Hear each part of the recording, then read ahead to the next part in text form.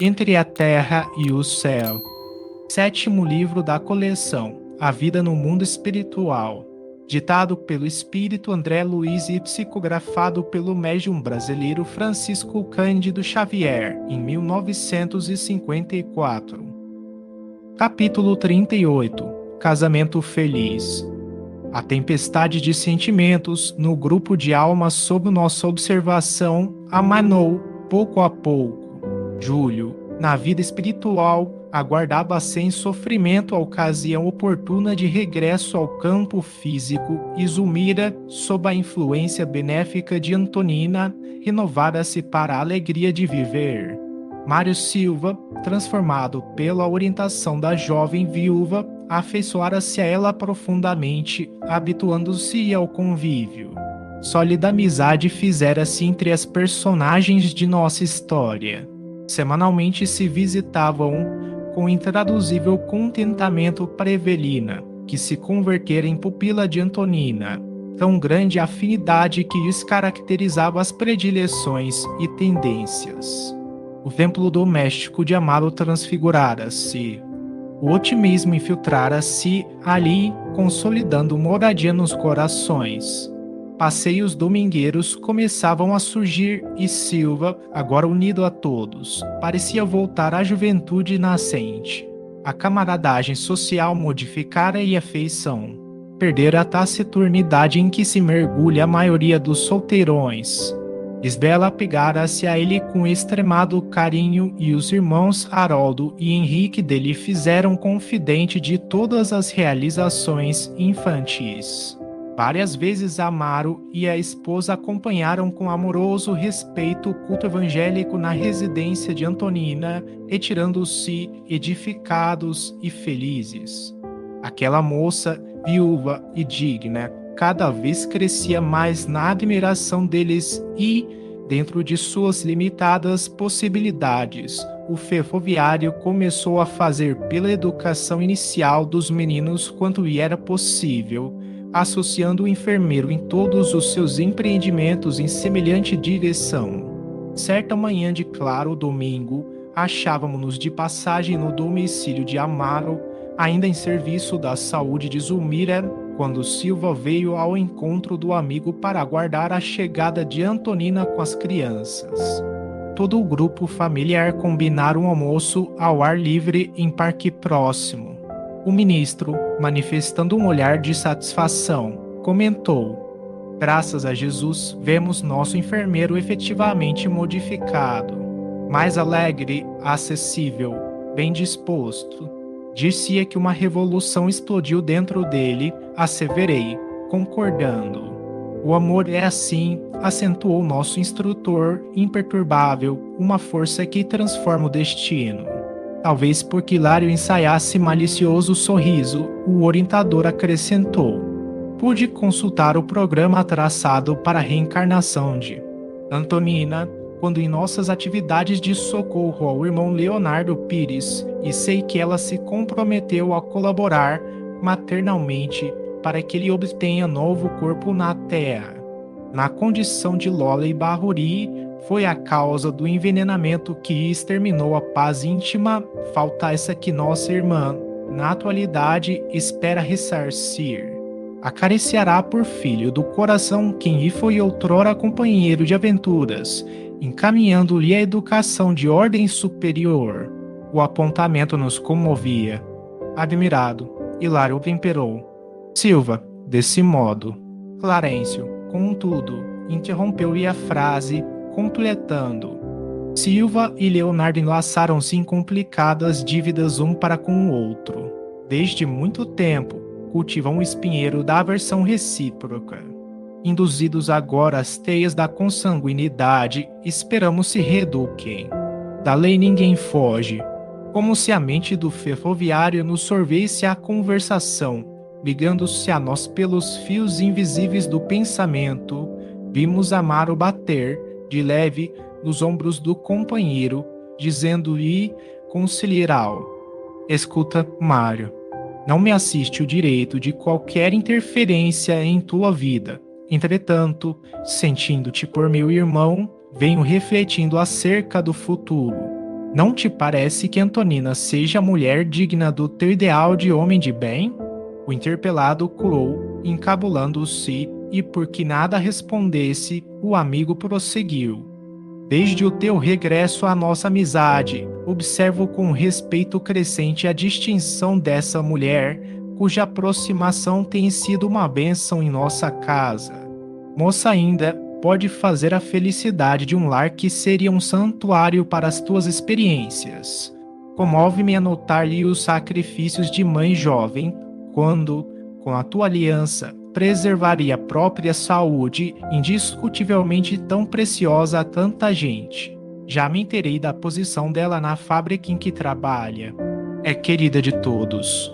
Para muitas colegas, tem sido a enfermeira e a irmã abnegada de sempre. Seus chefes veneram-lhe a conduta irrepreensível. Isso é admirável numa viúva de apenas 32 anos. Além disso, reparo-lhe os filhinhos unidos ao teu coração, como se te pertencessem. Não te dói vê-lo enfrentar sozinho a batalha em que se consome? O enfermeiro, algo refeito da estupefação que ia assomar a do íntimo, replicou, humilde. Compreendo. Tenho examinado essa possibilidade. No entanto, não sou mais uma criança. Por isso mesmo, revidou o amigo, encorajado. A hora presente exige método, reconforto, proteção. Um pouso doméstico é investimento dos mais preciosos para o futuro.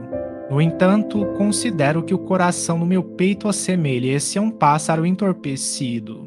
Sinto-me francamente incapaz de uma paixão. Que tolice! Ajuntou o interlocutor, bem-humorado. A felicidade é quase impraticável nas afeições impulsivas que estouram do sentimento à maneira de champanhe ilusória. Sorrindo, acentuou. O amor dos namorados, com 90 graus à sombra, por vezes é simples fogo de palha, deixando apenas cinza. À medida que se me alonga a experiência no tempo, reconheço que o matrimônio, acima de tudo, é a união de alma com alma.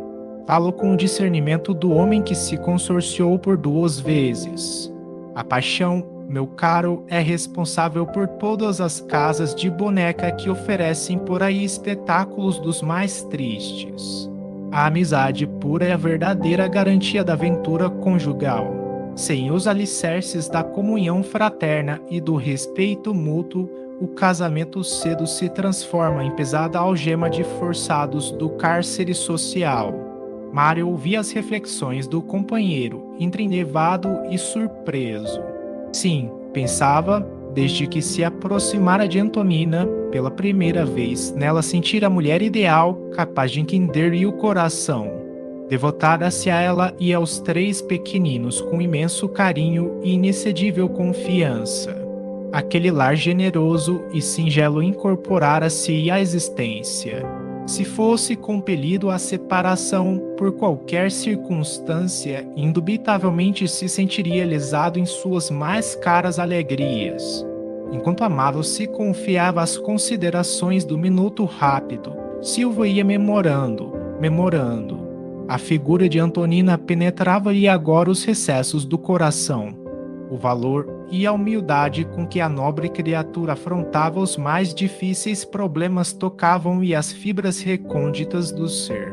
O sacrifício permanente pelos filhos, realizado com sincera alegria, o desprendimento natural das futilidades que costumam cegar o sentimento feminino, a solidariedade humana com que sabia pautar as relações com o próximo e, sobretudo, o caráter cristalino de que dava provas em todos os lances da vida comum apareciam, naquele instante, em sua imaginação, de modo diferente. Absorto, parecia contemplar as roseiras lá fora, indiferente ao mundo exterior. Longos momentos passou, assim, revivendo e meditando o passado. Em seguida, como se despertasse de longa fuga mental, encarou o amigo frente a frente e concordou. Amaro, tens razão. Não posso desobedecer ao comando da vida. Não puderam, contudo, prosseguir. A viúva e os filhinhos chegaram, felizes, provocando a presença de Zulmira e Evelina, que vieram à recepção, alegremente. Deixamos nossos amigos na doce algazarra da intimidade doméstica e voltamos ao nosso templo de serviço. Muitas indagações assaltavam-nos o pensamento. Todavia, Clarencio limitou-se a dizer: o tempo é como a onda. Flui e reflui. Da nossa sementeira havemos de colher. Transcorridos alguns dias, amigos espirituais de Antonina trouxeram-nos as boas novas do contrato promissor. Mário e a jovem viúva esperavam efetuar o matrimônio em breves dias. Visitamos o futuro casal diversas vezes antes do enlace que todos nós aguardávamos, contentes.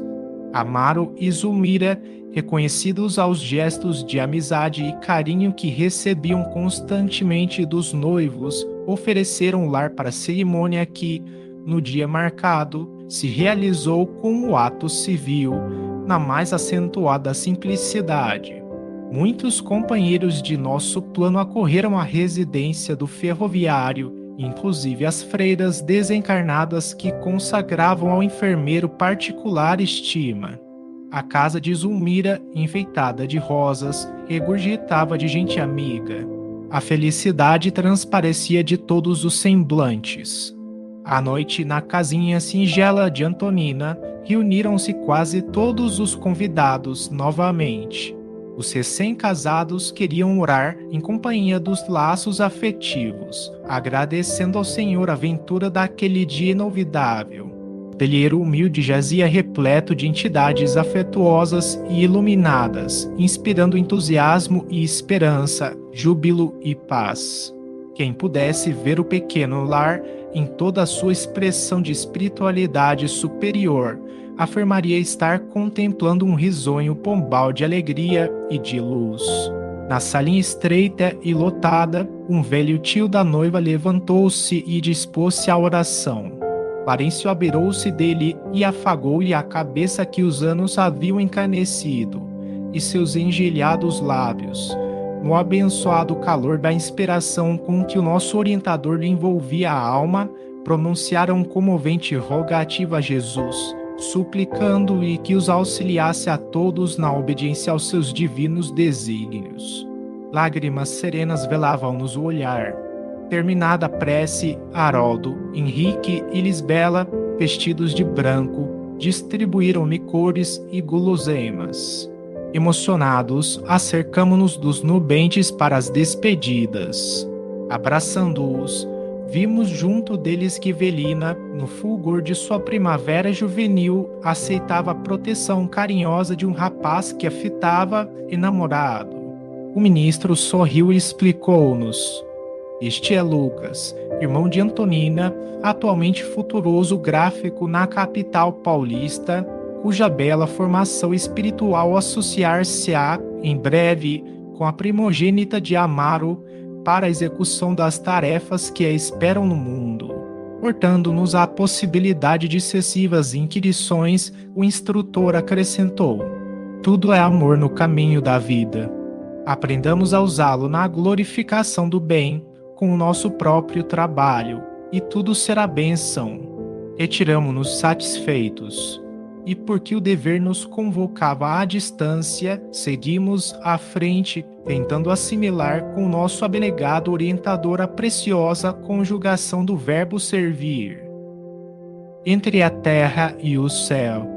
7º livro da coleção, A Vida no Mundo Espiritual. Ditado pelo espírito André Luiz e psicografado pelo médium brasileiro Francisco Cândido Xavier, em 1954. Capítulo 38. Casamento feliz. A tempestade de sentimentos no grupo de almas sob nossa observação amanou pouco a pouco. Júlio, na vida espiritual, aguardava sem sofrimento a ocasião oportuna de regresso ao campo físico e Zulmira, sob a influência benéfica de Antonina, renovara-se para a alegria de viver. Mário Silva, transformado pela orientação da jovem viúva, afeiçoara-se a ela profundamente, habituando-se ao convívio. Sólida amizade fizera-se entre as personagens de nossa história. Semanalmente se visitavam com intraduzível contentamento para Evelina, que se convertera em pupila de Antonina, tão grande a afinidade que lhes caracterizava as predileções e tendências. O templo doméstico de Amaro transfigurara-se. O otimismo infiltrara-se ali, consolidando moradia nos corações. Passeios domingueiros começavam a surgir e Silva, agora unido a todos, parecia voltar à juventude nascente. A camaradagem social modificara e a afeição. Perdera a taciturnidade em que se mergulha a maioria dos solteirões. Isbela apegara-se a ele com extremado carinho e os irmãos Haroldo e Henrique dele fizeram confidente de todas as realizações infantis. Várias vezes Amaro e a esposa acompanharam com amoroso respeito o culto evangélico na residência de Antonina, retirando-se edificados e felizes. Aquela moça, viúva e digna, cada vez crescia mais na admiração deles e, dentro de suas limitadas possibilidades, o ferroviário começou a fazer pela educação inicial dos meninos quanto lhe era possível, associando o enfermeiro em todos os seus empreendimentos em semelhante direção. Certa manhã de claro domingo, achávamos-nos de passagem no domicílio de Amaro, ainda em serviço da saúde de Zulmira, quando Silva veio ao encontro do amigo para aguardar a chegada de Antonina com as crianças. Todo o grupo familiar combinara um almoço ao ar livre em parque próximo. O ministro, manifestando um olhar de satisfação, comentou: "Graças a Jesus, vemos nosso enfermeiro efetivamente modificado, mais alegre, acessível, bem disposto. Dizia que uma revolução explodiu dentro dele, asseverei, concordando. O amor é assim, acentuou nosso instrutor, imperturbável, uma força que transforma o destino." Talvez porque Hilário ensaiasse malicioso sorriso, o orientador acrescentou: "Pude consultar o programa traçado para a reencarnação de Antonina, quando em nossas atividades de socorro ao irmão Leonardo Pires, e sei que ela se comprometeu a colaborar maternalmente para que ele obtenha novo corpo na Terra. Na condição de Lola e Barruri, foi a causa do envenenamento que exterminou a paz íntima, falta essa que nossa irmã, na atualidade, espera ressarcir. Acariciará por filho do coração quem lhe foi outrora companheiro de aventuras, encaminhando-lhe a educação de ordem superior." O apontamento nos comovia. Admirado, Hilário temperou: "Silva, desse modo." Clarencio, contudo, interrompeu-lhe a frase, completando: "Silva e Leonardo enlaçaram-se em complicadas dívidas um para com o outro. Desde muito tempo, cultivam o espinheiro da aversão recíproca. Induzidos agora às teias da consanguinidade, esperamos se reeduquem. Da lei ninguém foge. Como se a mente do ferroviário nos sorvesse a conversação, ligando-se a nós pelos fios invisíveis do pensamento, vimos Amaro bater, de leve, nos ombros do companheiro, dizendo-lhe conciliar: escuta, Mário, não me assiste o direito de qualquer interferência em tua vida. Entretanto, sentindo-te por meu irmão, venho refletindo acerca do futuro. Não te parece que Antonina seja a mulher digna do teu ideal de homem de bem?" O interpelado curou, encabulando-se, e porque nada respondesse, o amigo prosseguiu: "Desde o teu regresso à nossa amizade, observo com respeito crescente a distinção dessa mulher, cuja aproximação tem sido uma bênção em nossa casa. Moça ainda, pode fazer a felicidade de um lar que seria um santuário para as tuas experiências. Comove-me a notar-lhe os sacrifícios de mãe jovem, quando, com a tua aliança, preservaria a própria saúde, indiscutivelmente tão preciosa a tanta gente. Já me inteirei da posição dela na fábrica em que trabalha. É querida de todos. Para muitas colegas, tem sido a enfermeira e a irmã abnegada de sempre. Seus chefes veneram-lhe a conduta irrepreensível. Isso é admirável numa viúva de apenas 32 anos. Além disso, reparo-lhe os filhinhos unidos ao teu coração, como se te pertencessem. Não te dói vê-lo enfrentar sozinha a batalha em que se consome? O enfermeiro, algo refeito da estupefação que lhe assomara do íntimo, replicou, humilde. Compreendo. Tenho examinado essa possibilidade. No entanto, não sou mais uma criança. Por isso mesmo, revidou o amigo, encorajado. A hora presente exige método, reconforto, proteção.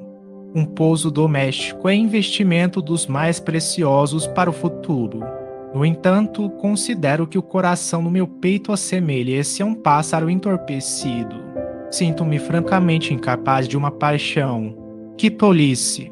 Ajuntou o interlocutor, bem-humorado, a felicidade é quase impraticável nas afeições impulsivas que estouram do sentimento à maneira de champanhe ilusória. Sorrindo, acentuou. O amor dos namorados, com 90 graus à sombra, por vezes é simples fogo de palha, deixando apenas cinza. À medida que se me alonga a experiência no tempo, reconheço que o matrimônio, acima de tudo, é a união de alma com alma. Falo com o discernimento do homem que se consorciou por 2 vezes.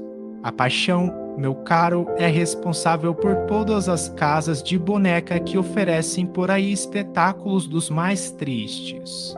A amizade pura é a verdadeira garantia da aventura conjugal. Sem os alicerces da comunhão fraterna e do respeito mútuo, o casamento cedo se transforma em pesada algema de forçados do cárcere social. Mário ouvia as reflexões do companheiro, entrinevado e surpreso. Sim, pensava, desde que se aproximara de Antonina, pela primeira vez, nela sentir a mulher ideal, capaz de entender-lhe o coração. Devotara-se a ela e aos 3 pequeninos com imenso carinho e inexcedível confiança. Aquele lar generoso e singelo incorporara-se à existência. Se fosse compelido à separação por qualquer circunstância, indubitavelmente se sentiria lesado em suas mais caras alegrias. Enquanto amava, se confiava às considerações do minuto rápido. Silvio ia memorando. A figura de Antonina penetrava-lhe agora os recessos do coração. O valor e a humildade com que a nobre criatura afrontava os mais difíceis problemas tocavam-lhe as fibras recônditas do ser. O sacrifício permanente pelos filhos, realizado com sincera alegria, o desprendimento natural das futilidades que costumam cegar o sentimento feminino, a solidariedade humana com que sabia pautar as relações com o próximo e, sobretudo, o caráter cristalino de que dava provas em todos os lances da vida comum apareciam, naquele instante, em sua imaginação, de modo diferente. Absorto, parecia contemplar as roseiras lá fora, indiferente ao mundo exterior. Longos momentos passou, assim, revivendo e meditando o passado. Em seguida, como se despertasse de longa fuga mental, encarou o amigo frente a frente e concordou. Amaro, tens razão. Não posso desobedecer ao comando da vida. Não puderam, contudo, prosseguir. A viúva e os filhinhos chegaram, felizes, provocando a presença de Zulmira e Evelina que vieram à recepção, alegremente. Deixamos nossos amigos na doce algazarra da intimidade doméstica e voltamos ao nosso templo de serviço. Muitas indagações assaltavam-nos o pensamento. Todavia, Clarencio limitou-se a dizer: o tempo é como a onda. Flui e reflui. Da nossa sementeira havemos de colher. Transcorridos alguns dias, amigos espirituais de Antonina trouxeram-nos as boas novas do contrato promissor. Mário e a jovem viúva esperavam efetuar o matrimônio em breves dias. Visitamos o futuro casal diversas vezes antes do enlace que todos nós aguardávamos, contentes. Amaro e Zulmira, reconhecidos aos gestos de amizade e carinho que recebiam constantemente dos noivos, ofereceram lar para a cerimônia que, no dia marcado, se realizou com o ato civil, na mais acentuada simplicidade. Muitos companheiros de nosso plano acorreram à residência do ferroviário, inclusive as freiras desencarnadas que consagravam ao enfermeiro particular estima. A casa de Zulmira, enfeitada de rosas, regurgitava de gente amiga. A felicidade transparecia de todos os semblantes. À noite, na casinha singela de Antonina, reuniram-se quase todos os convidados novamente. Os recém-casados queriam orar em companhia dos laços afetivos, agradecendo ao Senhor a ventura daquele dia inolvidável. O telheiro humilde jazia repleto de entidades afetuosas e iluminadas, inspirando entusiasmo e esperança, júbilo e paz. Quem pudesse ver o pequeno lar em toda a sua expressão de espiritualidade superior, afirmaria estar contemplando um risonho pombal de alegria e de luz. Na salinha estreita e lotada, um velho tio da noiva levantou-se e dispôs-se à oração. Parêncio abeirou-se dele e afagou-lhe a cabeça que os anos haviam encanecido, e seus engelhados lábios. No abençoado calor da inspiração com que o nosso orientador lhe envolvia a alma, pronunciaram comovente rogativa a Jesus, suplicando-lhe que os auxiliasse a todos na obediência aos seus divinos desígnios. Lágrimas serenas velavam-nos o olhar. Terminada a prece, Haroldo, Henrique e Lisbela, vestidos de branco, distribuíram licores e guloseimas. Emocionados, acercamo-nos dos nubentes para as despedidas. Abraçando-os, vimos junto deles que Velina, no fulgor de sua primavera juvenil, aceitava a proteção carinhosa de um rapaz que a fitava enamorado. O ministro sorriu e explicou-nos: este é Lucas, irmão de Antonina, atualmente futuroso gráfico na capital paulista, cuja bela formação espiritual associar-se-á, em breve, com a primogênita de Amaro, para a execução das tarefas que a esperam no mundo. Portando-nos à possibilidade de excessivas inquirições, o instrutor acrescentou: tudo é amor no caminho da vida. Aprendamos a usá-lo na glorificação do bem, com o nosso próprio trabalho, e tudo será bênção. Retiramo-nos satisfeitos. E porque o dever nos convocava à distância, seguimos à frente, tentando assimilar com o nosso abnegado orientador a preciosa conjugação do verbo servir.